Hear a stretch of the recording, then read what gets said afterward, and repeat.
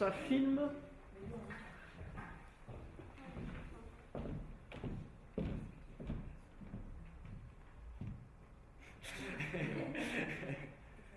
Ça commence? Tu peux pouvoir commencer? On peut recommencer si tu veux.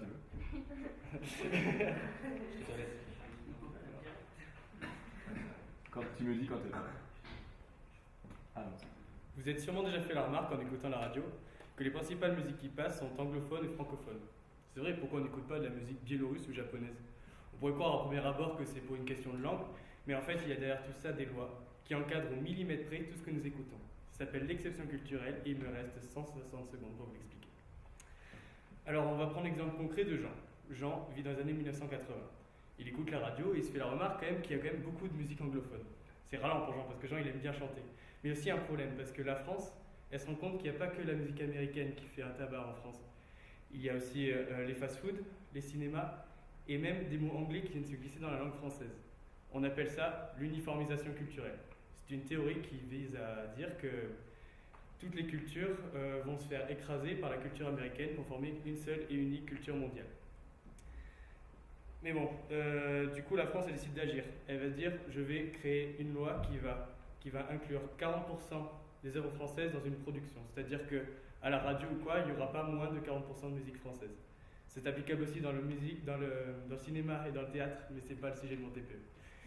Il y a déjà, dans les années 90, des problèmes vis-à-vis de cette loi. Parce que des radios que vous connaissez très bien, qui s'appellent Skyrock ou Fun Radio, n'arrivent pas à remplir leur quota parce qu'elles sont déjà de base basées sur des musiques principalement américaines.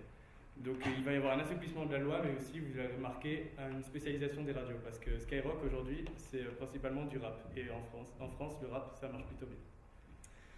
Mais Jean, il n'écoute pas de la musique que à la radio. Il va aussi dans les festivals. Vous pouvez croiser Jean dans des festivals.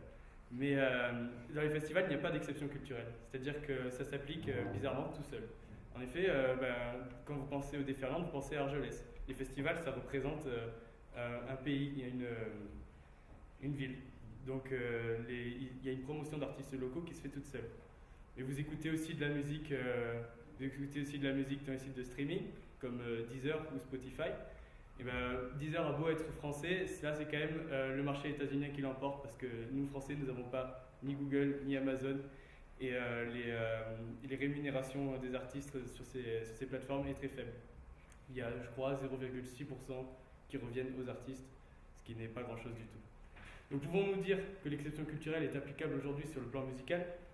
C'est à vous de le voir. Le but de l'exception culturelle c'est de promouvoir les artistes français. On peut tous le faire en allant acheter leurs œuvres, en allant les voir en concert, en allant acheter même des livres, des BD, même des jeux vidéo. C'est une œuvre d'art et il y a des millions d'heures qui sont passées derrière. Merci à vous, bonjour.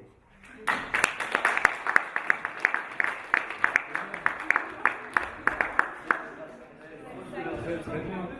Voilà, sur les excellent.